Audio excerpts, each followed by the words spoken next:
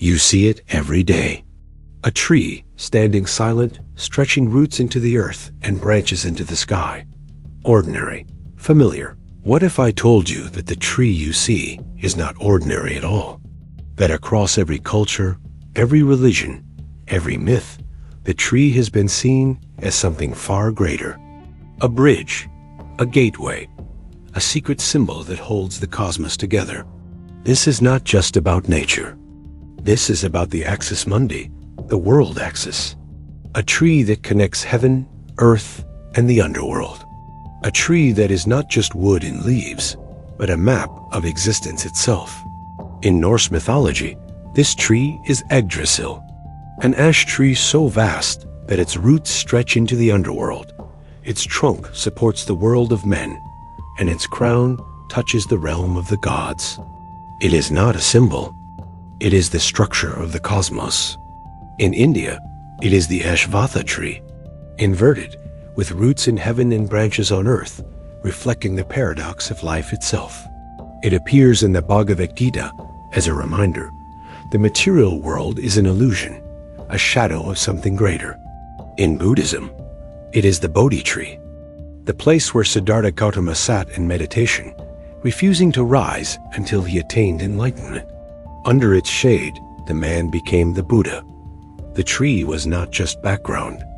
It was the silent witness to awakening. And in ancient Mesopotamia, the world tree stood as the axis of creation itself, linking the divine with the mortal.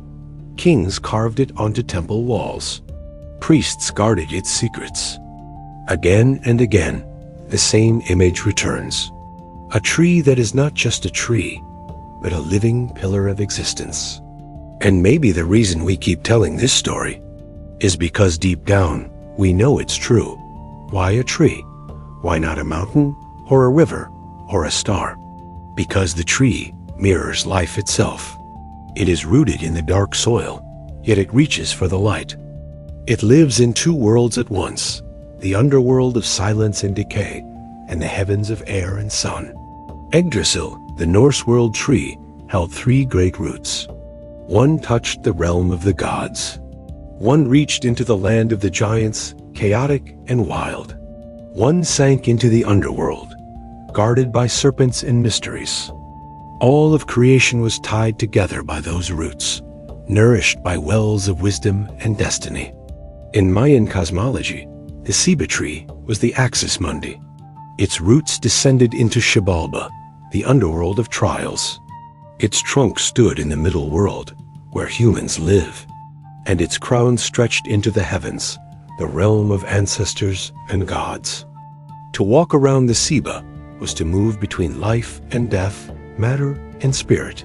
Even in Christian tradition, the tree is not absent.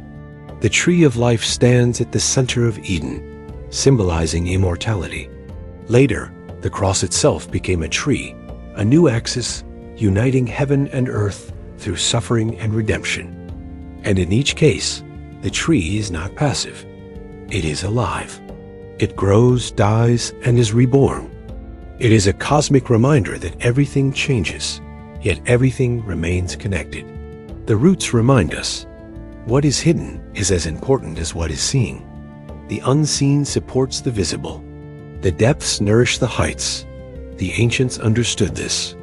And maybe we have forgotten. If the roots bind us to the hidden, then the branches point us toward transcendence. Across cultures, leaves and fruits of the world tree are not ordinary food. They are sacred gifts.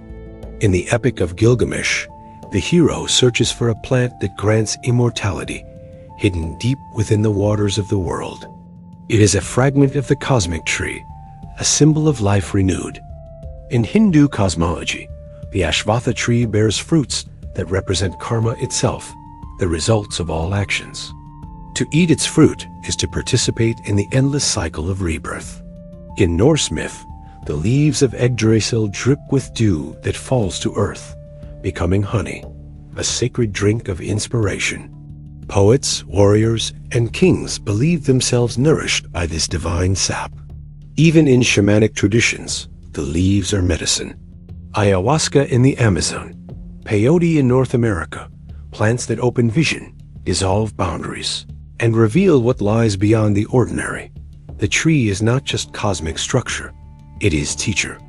Its leaves whisper wisdom, if we are willing to listen. And yet, there is always danger. The same branches that give life can also deceive. To climb too high is to risk hubris, the fall of Icarus repeated in leafy form. The tree is generous, but it also tests. It asks, how far will you climb? What truth are you ready to see? Here lies the deepest secret of all. The world tree is not only out there, it is within you. Your body is its trunk. Your breath is its sap. Your spine is its axis, linking the earth you stand on with the sky above your head. In yogic philosophy, the chakras are seen as lotus flowers, but they can also be imagined as branches on the inner tree. Each one a gateway to higher consciousness, each one connecting you to the cosmos. In Kabbalistic tradition, the tree of life is not wood and bark, but a map of the soul. Its 10 spheres, the Sephirot, describe the path from the earthly to the divine. To climb it is to ascend spiritually, to move closer to the source.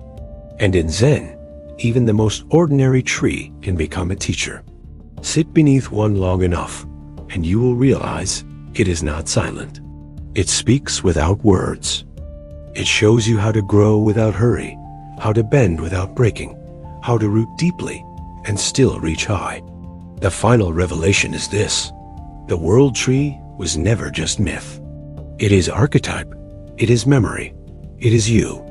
Every time you breathe, you join the tree in the endless exchange of life.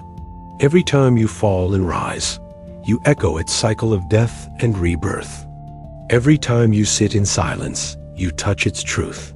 The ancients told stories of Yggdrasil, the Bodhi, the Ceiba, the Ashvattha, but they were all pointing to the same realization: that life is a tree, that you are a branch of it, that heaven and earth meet within you. And maybe, just maybe, that is why we are still telling this story today.